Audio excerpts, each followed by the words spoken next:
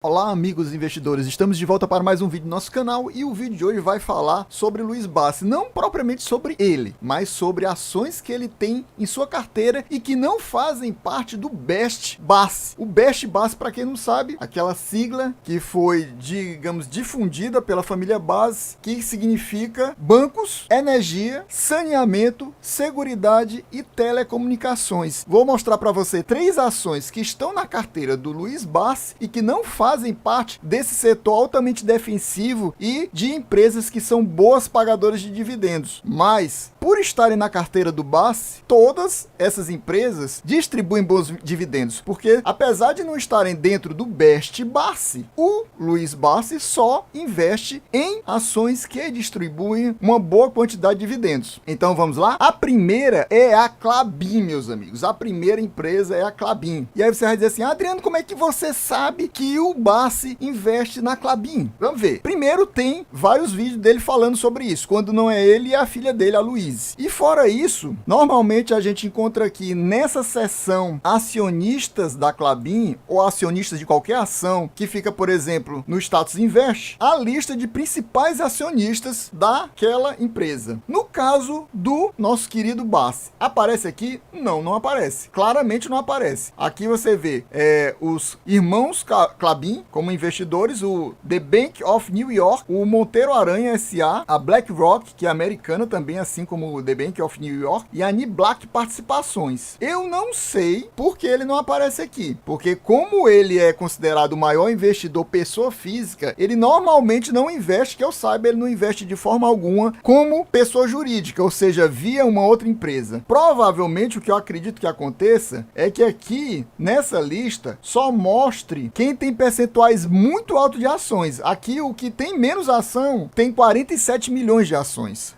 Então pode ser que ele tenha muitas ações, mas estejam longe dessa quantidade. Ele tenha tipo assim, 20 milhões, só 20 milhões, só 10 milhões, e aí não apareça aqui. Eu acredito que seja isso. Mas nas outras 2 ações que eu vou mostrar, ele aparece exatamente nessa posição aqui, de posição acionária de tal empresa. E aí você vai dizer, agora tu vai comentar sobre a Klabin, as vantagens da Klabin? Não, meus amigos, eu não vou fazer isso porque eu já fiz um vídeo completaço falando exclusivamente da Klabin. Então aqui em cima no lado direito eu vou colocar um card para você assistir esse vídeo completaço, porque nas outras 2 empresas eu vou fazer um mini resumo das vantagens e desvantagens de ter essas ações na sua carteira. Lembrando, meu amigo, que aqui a gente não faz recomendação nem de compra e nem de venda de nenhum tipo de ativo, inclusive ações. Então aqui não é recomendação, você vai olhar os números que eu tô te passando, vai analisar, vai ver se essas ações fazem algum sentido de estarem na sua carteira, e aí sim você compra ou não, a decisão é exclusivamente sua. Inclusive, gostaria de dizer aqui que mesmo essas ações pertencendo, estando na carteira do Bassi, não quer dizer que por isso,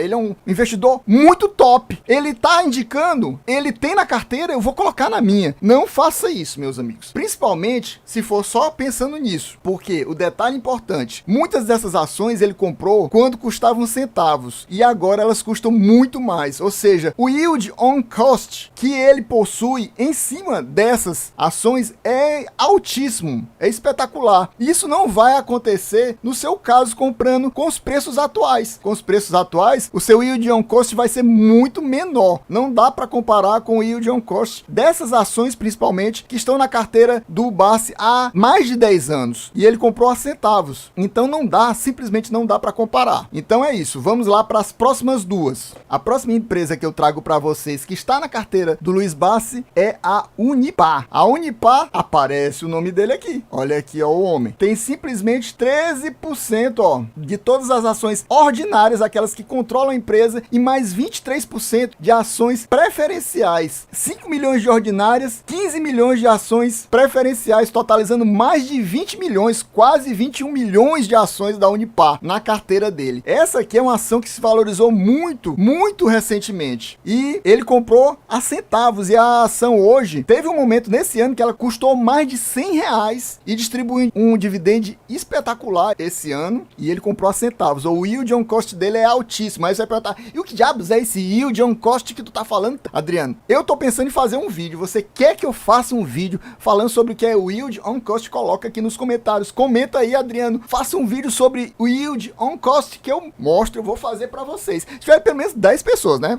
Pelo menos 10 pessoas pedindo, porque aí eu acho que vale realmente a pena fazer. Yield on Cost, a sigla é YOC. Aqui nós vemos que um ano atrás a ação estava custando R$ 77,00 e de lá pra cá ela chegou a desvalorizar, batendo no comecinho do ano, ela bateu R$ 71,00. Eu estou analisando a Unip 6, que é uma ação preferencial. Daí, desse fundo do poço até o topo, que foi quando ela estava custando mais ou menos aqui 109,63, ela se valorizou nada mais, nada menos que 53,95% dentro de um ano, ou seja, um aumento de R$ 38,42. Depois desse topo até a última cotação, houve uma desvalorização de 18,18% e ela perdeu R$ 19,93 de valor, custando atualmente R$ 89,00. Eu estava exatamente esperando um momento desse para entrar, marcar posição nessa ação. Infelizmente eu só pude entrar suavemente. Eu ainda vou investir mais nela, mas eu já entrei, já estabeleci posição acionária. É pequena? Muito pequena, mas estabeleci. Outros números. Nos últimos 12 meses ela teve uma valorização de 15,46% e o dividend yield muito top de 15,56% em reais, de R$ 13,95.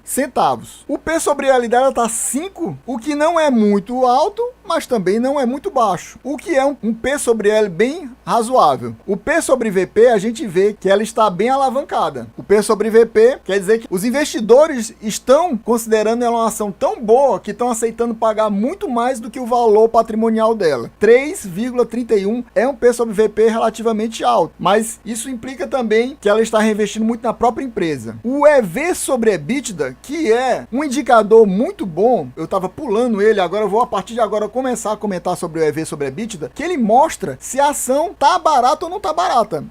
Por incrível que pareça, isso aqui também quer dizer se a ação está barata ou não está barata. Por quê? O P sobre VP é um dos indicadores que indicam também isso. Alguns canais, por exemplo, citam só esse aqui como o principal indicador para dizer se a ação está barata ou não está barata. E o EV sobre EBITDA dela tá só 2,53. É muito baixo, meus amigos. Alguns especialistas dizem que abaixo de 10 é muito bom. E ela tá 2,53. Tá muito bom. Isso aqui é como fosse o tempo que levaria para o EBITDA pagar o valor da firma. Então seria como fosse 2 anos e meio, o valor do EBITDA seria suficiente para cobrir o valor do investimento. A dívida líquida dela, da empresa, está negativa, meus amigos. O que quer dizer uma dívida líquida negativa? Quer dizer que a empresa tem mais dinheiro em caixa do que dívida. Ou seja, se ela tirar o dinheiro em caixa dela, ela paga toda a dívida e não fica com mais dívida nenhuma. A dívida líquida sobre o EBITDA, que normalmente tem que ser abaixo de 2,5, está negativa também, como a gente já falou. Se a dívida líquida está negativa, a dívida líquida sobre o EBITDA também vai ficar negativa, obviamente. A margem líquida está muito top, 23,71% de margem líquida é muito bom. E o ROI é simplesmente espetacular. 66% de ROI é muito top. E fora isso, o KGR dela das receitas está altíssimo, 47,87%. E o KGR dela de lucros nos últimos 5 anos está 45,98%. Muito top também. Vários indicadores muito top indicam que é uma ação muito boa, mas como eu falei aqui, não é indicação de compra nem venda. Você vai ter que analisar, ver se essa ação cabe ou não cabe na sua carteira. Um detalhe que eu vou trazer para vocês só no caso da Unipar aqui, a questão dessa dívida líquida negativa. A dívida líquida dela é calculada simplesmente pegando o valor da dívida bruta e subtraindo da disponibilidade dela, que é o dinheiro em caixa. Se você pega a dívida bruta e subtrai da disponibilidade dela, você encontra a dívida líquida, que está negativa em 191.853.000. Vamos agora à última ação desse top 3 de ações que o Luiz Bassi possui na sua carteira de investimentos e não pertencem ao Best Bassi. E a última ação que eu trago para vocês é a Taurus Armas. Você vê aqui que o Luiz Bassi está aqui no top 3 da posição acionária da Taurus, com 1,73% de ações ordinárias, aquelas que controlam a empresa, 806 mil ações e mais 7,50% em ações preferenciais, totalizando 6 milhões de ações preferenciais. E no total geral ele tem quase 7 milhões de ações da Taurus. Vamos agora mostrar os números da Taurus. Nesses últimos 12 meses você vê que ela perdeu muito valor. Ela praticamente só desvalorizou. E tá aqui no, como fosse quase um fundo de poço, bem aqui. Acho que aqui foi o mais baixo, 12,80, pronto, 12 e pouco foi o mais baixo. Então até aqui, 12,50. Ela desvalorizou 44,47%, perdeu R$10 no valor da ação. Que aqui no começo, há 12 meses atrás, ela estava custando R$22,51. E no momento agora, ela está custando R$13,16. A ação, então, nos últimos 12 meses, sofreu uma desvalorização de 41,54%. E o dividend yield dela foi muito bom, de 12,34%. O P sobre L da ação da Taurus está muito bom, 2,75, muito baixo. O P sobre VP está um pouco alavancado, mas nada demais para uma empresa que reinveste muito e tem fábrica até nos Estados Unidos. O EV sobre EBITDA também está muito top, 2,02, como eu falei. Isso aqui mostra que a empresa está barata, esse valor está bem baixo. Quanto mais baixo, mais barata a empresa está. Dívida líquida sobre o PL dela está baixíssima, 0,22, é muito boa. A dívida líquida sobre o EBITDA também está muito baixa.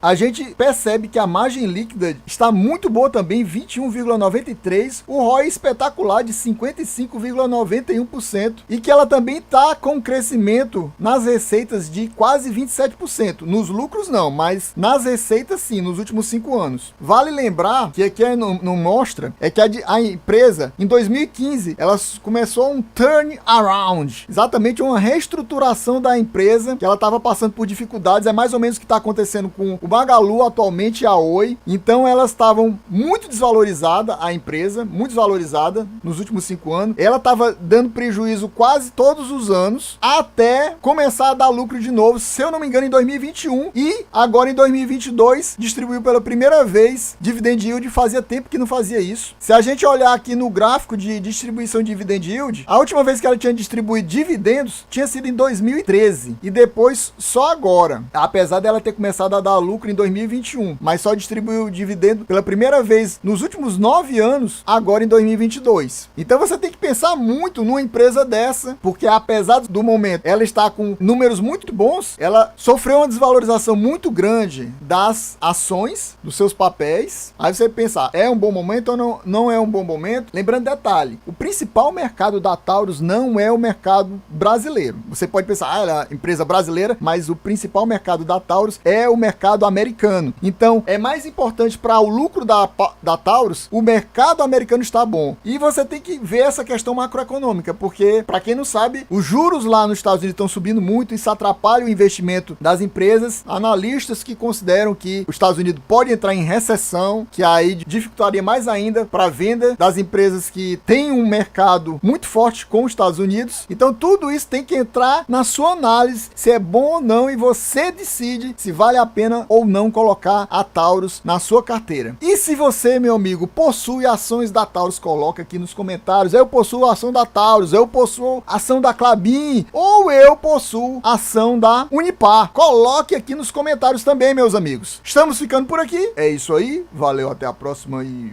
fui.